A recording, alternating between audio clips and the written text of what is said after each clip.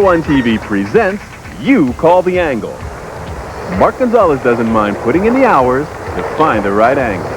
When Gonz flies off the jump ramp, can you tell if his skateboard does a half turn or 180, a full turn called a 360, or a turn and a half, which is a 540? Can you call the angle? Now, here's a clue.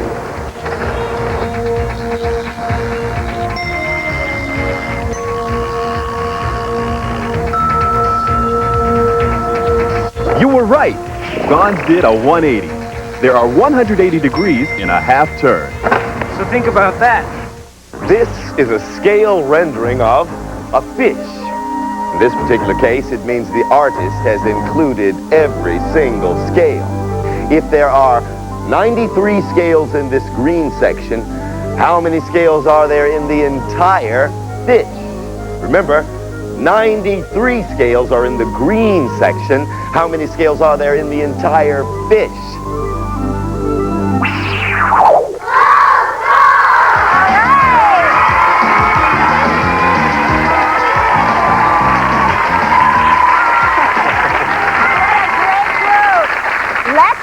The member of our studio audience whose estimate came closest. It's Sarah Stern.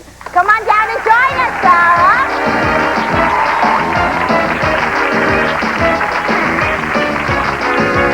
Hi, you are our studio challenger. Congratulations.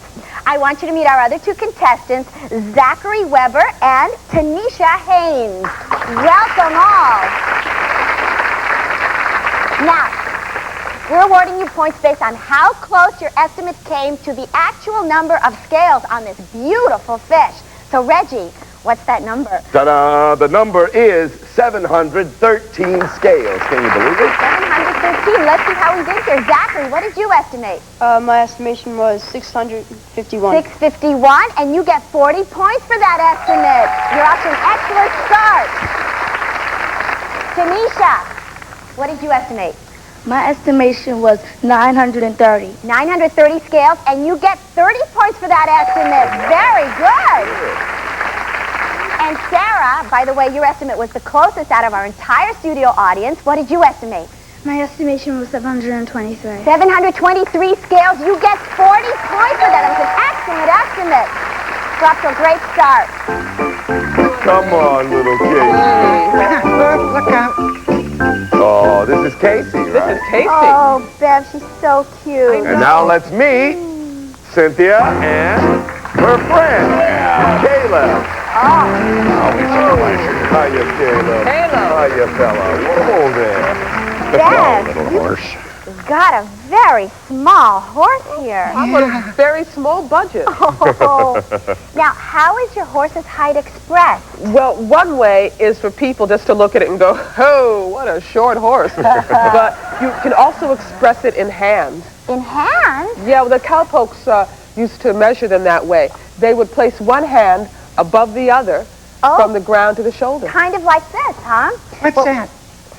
We're going to measure you, Casey. Do you mind? I hope not. Let's see. Painless. Oh, yeah. Casey, did you know that you measured 6 hands? Wow. 6 hands high. 6 hands. And 4 feet. We want you to estimate how many hands high is Big Caleb here. Yeah. If Casey is 6 hands high, how many hands high is Big Caleb? Think about it. And write your estimates down.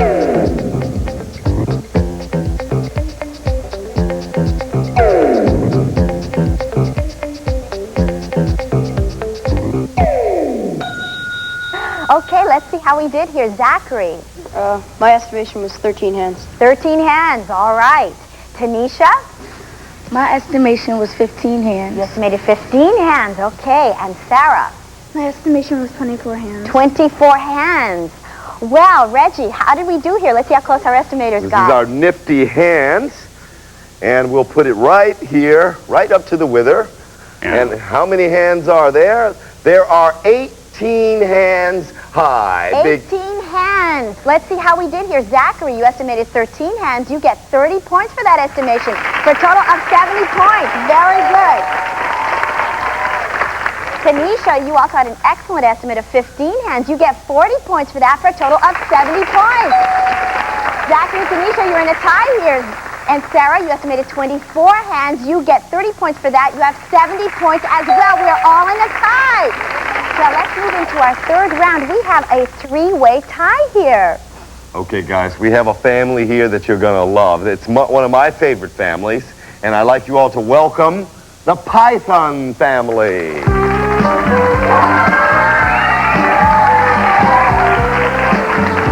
We've got Lisa, Chris, and Arthur Python. And what's his name? Oh, this is Monty. Yes. Monty Python. So, Chris, your job is to wander around the streets carrying a python, the three of you? Yeah, that's right. It's a lot better than our other job, I'll tell you that. Oh, and what was that? Well, we used to wander the streets carrying 2 pythons. Well, let's play close call. Now, Monty's head here measures 11 centimeters. If we can get this. Come here, Monty. That's it. 11 centimeters. See that? Now, what we would like you to do... We want you to estimate how long Monty is in centimeters from head to tail. Remember, his head was 11 centimeters. Think about it and write your estimates down.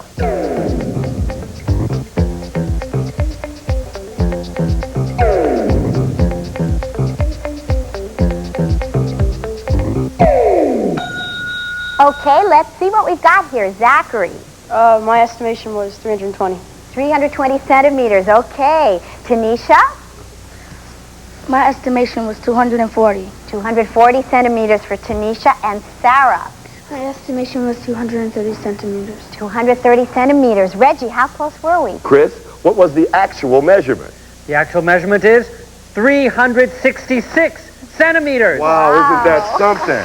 Well, okay, Python family, Lisa, Chris, and Arthur, and you, Monty. Thank you for coming by. Bye-bye. Shower. Let's see what we've got here. Zachary, you estimated 320 centimeters. You get 40 points for that for a total of 110 points. All right. Tanisha, you estimated 240 centimeters. You get 20 points for that estimate for a total of 90 points. All right. Sarah, you estimated 230 centimeters. You get 20 points for that estimate for a total of 90 points. And Zachary, you are our grand winner. Our champion wins this beautiful Square One TV jacket. You'll be the envy of all your friends who will want to borrow it to go estimating in. And the still sensational Square One watch, as well as a gift certificate for sneakers. Our runners-up will take home this trendy Sport Jester gym bag and this solar-powered hologram laser calculator. Congratulations to all of you.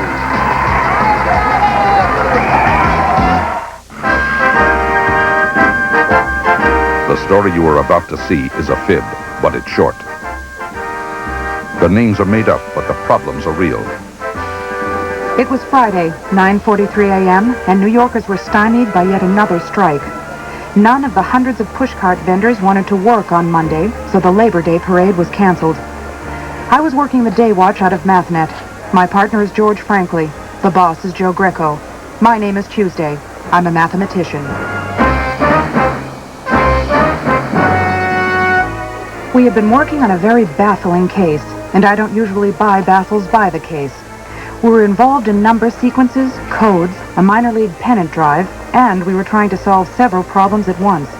We decided to look at earlier scenes while waiting for our ups. Babs Bengal had come to us with a problem. A star baseball player had begun acting strangely. He was booting numbers, making errors in a math game the two had played over the baseball season. Yes! Can't make any sense out of his pattern. The game was called Guess My Rule, and one player would start a number sequence with 4 numbers, and the other player had to guess what the next 4 numbers might be. To get closer to the situation, Babs, a ball girl with Lefty's team, invited us to the park, where Lefty proved to be a true phenom. Lefty was one of the most unusual players we had ever seen. He batted using just one arm.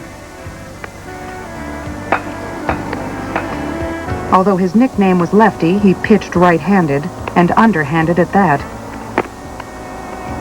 Bab's grandfather, manager Casey Bengal, told us about Lefty's mentor, Dr. Frank N. Steenbrenner, a shifty character who was usually on the phone making deals, and his latest was... You haven't heard about his auction? What auction? Cobs to be sold to highest bidder. Man with golden arm to be auctioned Friday. With the championship game about to be played, Bab gave us a response to an alphanumeric code message she had sent to Lefty. Hi, Miss Tuesday. I got Lefty's answer, but I haven't had a chance to look at it yet. Maybe you could, Sure thing, Bab. Thanks, Bab. We'll take it back to the office and work on it. Back to the office? What about the game? Play ball! Thanks, Mr. Franklin. Yeah, but the game. George. We returned to the office to decipher the code. Bab's message had asked, "Are you okay?" It used a simple alphanumeric code where A was 1, B was 2, C was 3. Pat, write this down. 14 is N. 15 is O. Okay, 11 is K. Holy cow. George had forgotten about the game. He turned on the TV set to get brought up to date. We're in the bottom of the ninth inning, 2 out. Lefty Cobbs, who's pitching a perfect game, is coming to bat. George? Not now, Pat. Game's on the line. George, Lefty's been kidnapped. But George wouldn't believe me, especially after Lefty hit a dramatic home run to win the game. That ball could be out of here, way back in left field. Home run for Lefty Cobbs. Home run for Lefty Cobbs. The Rowdies win it. The Rowdies win it. The Rowdies win it. Pat, Lefty just won the game. He says he's been kidnapped. Well, for someone who's kidnapped, he sure has a good stroke. We were interrupted by Dr. Steenbrenner's ex-baseball coach who remembered the doctor's major in college. Which was? Robotics. George, I still think Lefty's been kidnapped.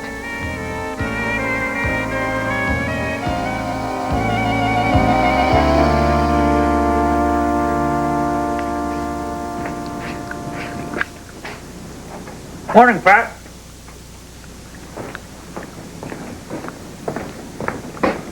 George, are you eating pizza for breakfast? Mm-hmm. I bought it. Yuck. Oh, it was on sale. Day old.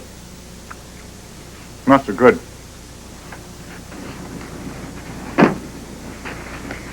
Still working on the code part? I tell you, it's a joke Lefty's playing. I don't think so. Well, you having any luck? No. I've been at it all night, too. You shouldn't stay up all night long. You need your beauty sleep. Well, I don't mean... I know what you meant, George. That doesn't work either. What are you trying? I thought maybe Lefty changed his code at a point. Started on a different letter. You know, 1 is B, 2 is C. But no? No. And I've tried everything I can think of, George. Well, that's a good way to solve a problem. Keeping at it's another good way. Yes, but still, the problem is... That the problem still is. Maybe it is a hoax. But still, there's that thing about Steenbrenner. Majoring in robotics? A lot of people major in strange studies. I went to college with a guy who studied owls. Hi, Mathnetters. Any luck with Lefty's message? Not much, Babs. And Pat's been working all night long on it, too. Now, here's the message you sent Lefty. Are you okay? Here's a message he sent you, captive. So that leaves no, kidnapped, and then I had a B? Gibberish. Gibberish. Did you two ever put each other on when you were making codes? Not really. Why? Well, I wondered if this wasn't a put-on because it's pretty obvious that Lefty isn't kidnapped. But what if he were? Were what? Kidnapped? Uh-huh. What if he were kidnapped? What kind of message would he send? He would try to tell us where he was being held captive. If he knew that. Suppose he did. Now, what if these next numbers are not letters? But just numbers. You mean like an address? Uh-huh. One thing that jumped out at me earlier was the last number. 10025. Why? Because it just happens to be a New York City zip code. I have a friend who lives in it. Who? He's just a friend, George. Maybe what... What does he do, Pat? Who? The dude who lives in 10025. He's trying to be a writer. Maybe what... Trying to be a writer? What the heck for? Drop it, George. Let's try Babs's theory. George, will you get a map of the zip code areas? Trying to be a writer. Heard a lot of lines. Okay, so we can forget about these first 11 numbers. Right. They spell no kidnapped. And the last one, 10025, because that's the zip code. We don't know that, Babs. That is our hypothesis. Here it is.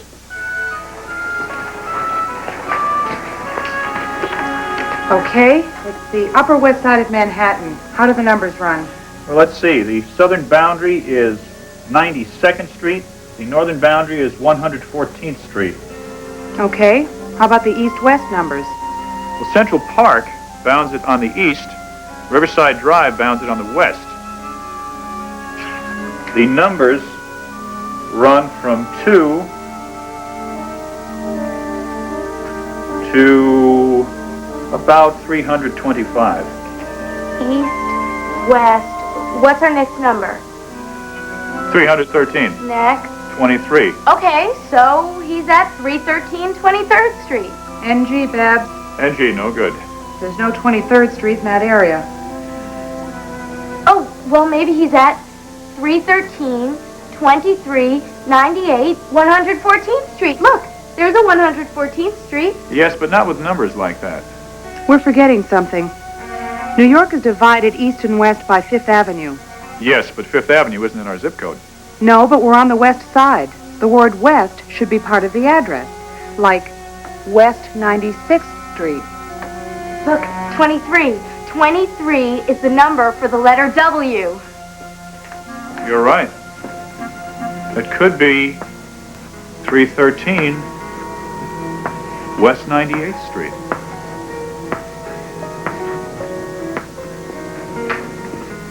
I'll see what's there. Oh, but look, Mr. Franklin, we've got numbers left over. 114. There's no letter in the alphabet that corresponds to 114. Nope, sure isn't. There's an apartment building at 313 West 98th Street, and it's a big one with a lot of apartments. So maybe 114 is the apartment number. Could be. Should we check it out? What if we're wrong? I don't know. Guess we'll feel silly. I'm gonna get a search warrant. I'll call Benny.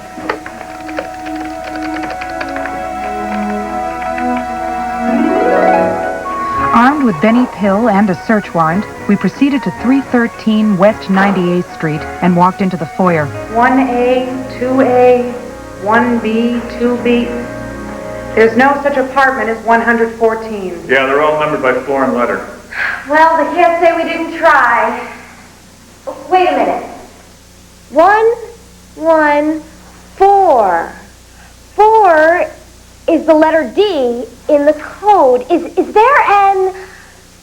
11D. Steenbrenner.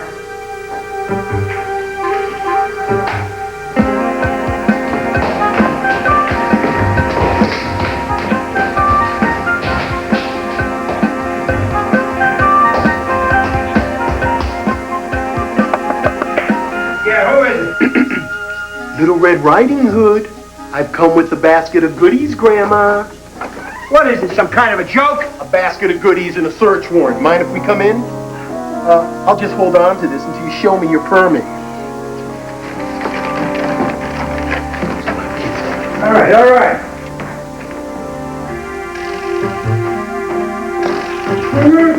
Lefty?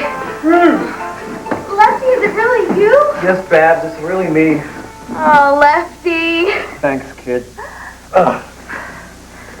And who might this be? Well, you might say he's my babysitter. He and Steenbrenner have held me prisoner here for the last 6 weeks. If you've been a prisoner... Then who's been playing baseball? Well, you're not going to believe this, but he's an android. An adenoid? Android. Android?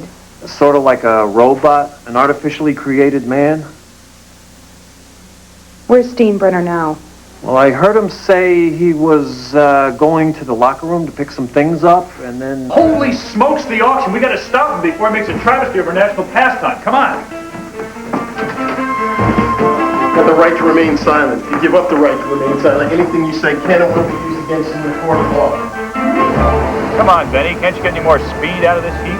Hey, I'm pedaling as fast as I can. What if we're too late and the auction has already happened? Some major league team will be the proud owner of an Athenoid. Android. Yeah, Android.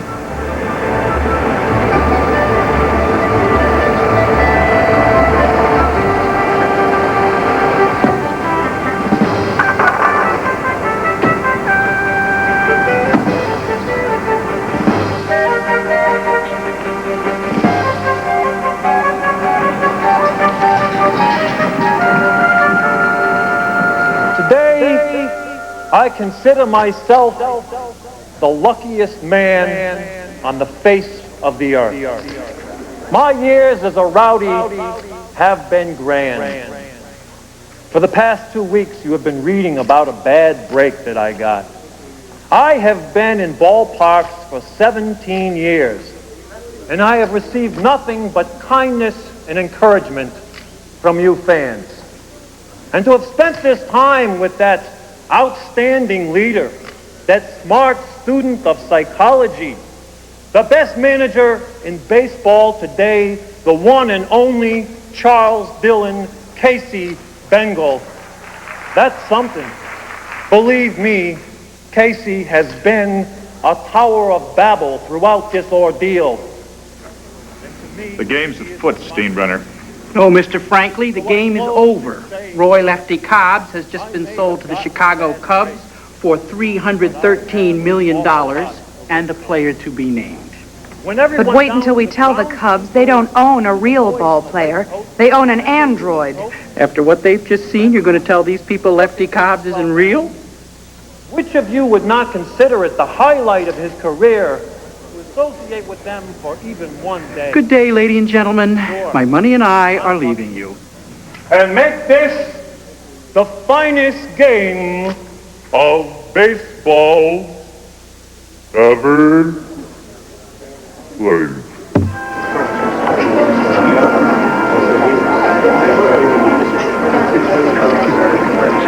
Hold it, Steenbrenner. Ladies and gentlemen, this isn't Roy Lefty Cobbs. This is a fraud. There is the real Roy Lefty Cobbs. Hold Steenbrenner, Benny.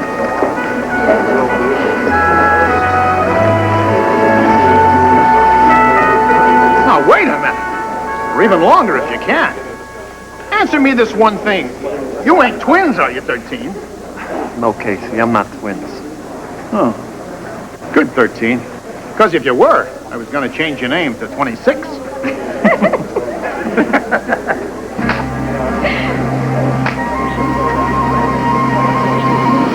Robotics is becoming science. But how did he make the thing? We don't know exactly how, but Steenbrenner recreated Roy Lefty Cobbs and made his android into this phenomenal... Well, how did he control him? When he took him into the dugout between innings to ice down his arm. He was actually resupplying a set of batteries in this guy. That was the glow of light, the source of power we found in his locker. Then it'd send him back on the mound for the next inning. But how did he control the thing? With his cordless telephone, he had a code set up. If he wanted a fastball, he'd press, let's say, 1, a curveball would be 2, and so on. He could have struck out any batter he ever faced, but that might have raised a few eyebrows. So he had him give up a few hits, a few runs, just to make it look legitimate. How about batting? Couldn't he have had the guy hit a home run every time? No, because he didn't know what the pitcher was going to throw. He could have Lefty hit the ball every time, but no one would be sure where it was going to go. Once in a while, someone would catch the ball, and he was out. Speaking of baseball, the minor league World Series has started. The real Roy Lefty Cobbs is pitching in the first game? Uh-huh. I'm going to phone in for a report. They were going to televise it, but the network is running a special on why there are potholes and who lives in them with Geraldo Jesse Donahue. Sweeps week? Uh-huh. Well, Well, the game has just started. How's our boy doing? About as you'd expect. You struck out the side? Not quite. They've batted around. It's 9-zip. Nobody's out. The bases are loaded. And Casey just yanked him.